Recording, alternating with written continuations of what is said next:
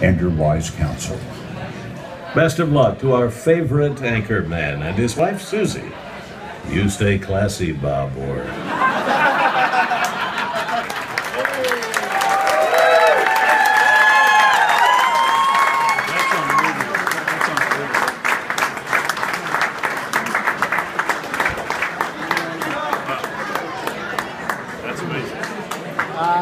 Excuse me?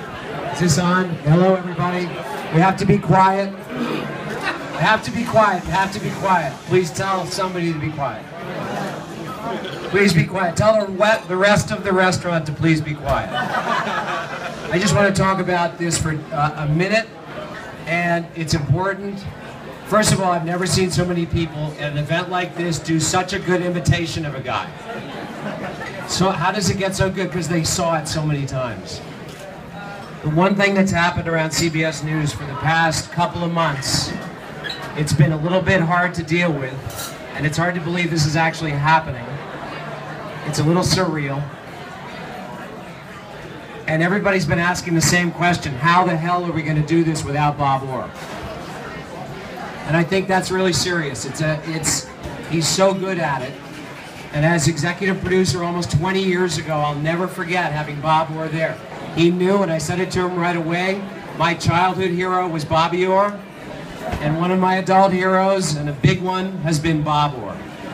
It's amazing.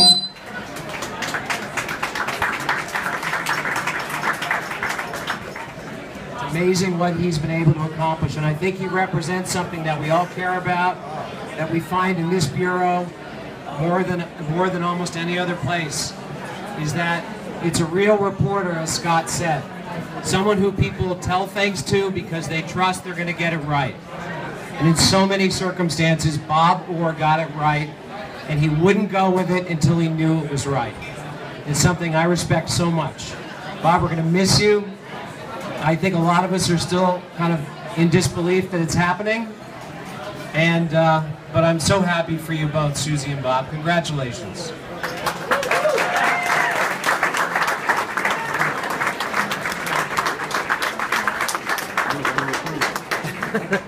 Is it you, Warren? Yeah.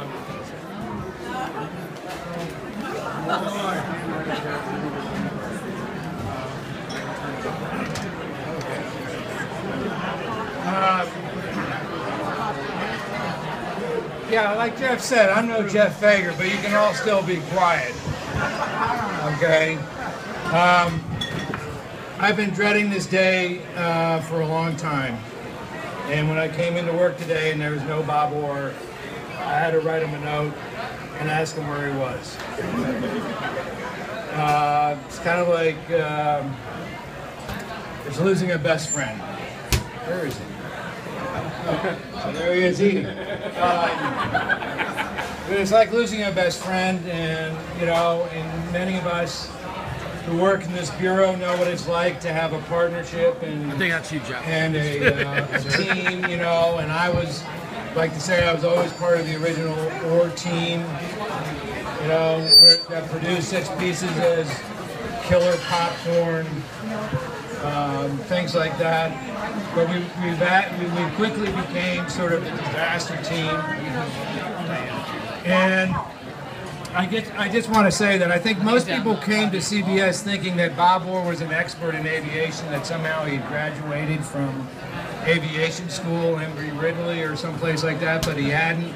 He learned all of this on his own. He became so smart at it. I was in awe, and his brilliance allowed me to operate as some kind of idiot savant, you know, following Bob around and, you know, trying to listen in and, oh yeah, it's the aileron, you know, whatever. And then he went from aviation, he went to justice. It was seamless.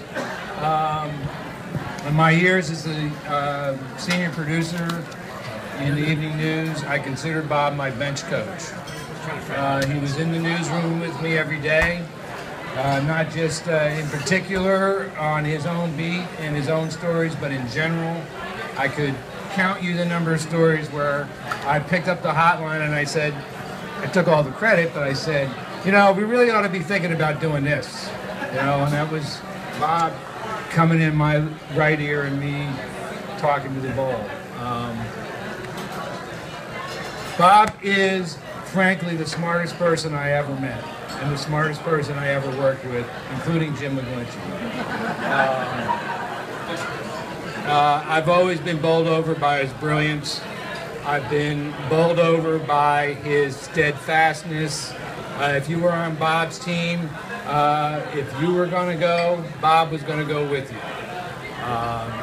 And I just can't say enough about how much I'm going to miss him, how much CBS is going to miss him, and Bob, best of luck to you.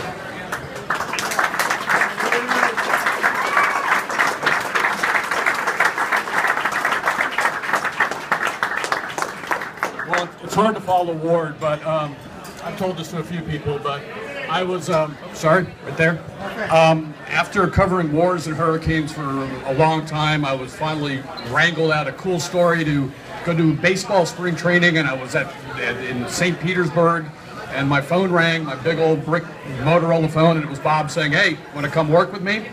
That was almost 20 years ago, and it's been quite a ride, Bob. We've done a lot. There's no better feeling in the world when a story happens at 5:30, and you're like, "Oh my God, this is ours," to turn around and Bob is like, "Here's what we're going to do, and here's what we need to do." And at 6:30, as you saw in that video, it all works out fine.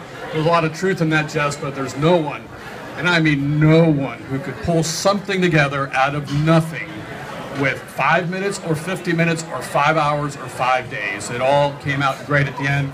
Bob, you have my utmost respect, and I wish you well in Florida. Remember, keep the margaritas fresh and the stone crabs fresh, and enjoy. Bob, right. Hell of a ride. We have a word from the FBI. Mike Gordon. Hello. Thanks, Chris. Just want to take a moment here to express the gratitude of the FBI from over here for all the years you worked with Bob. So Bob, if you'd come over here, please.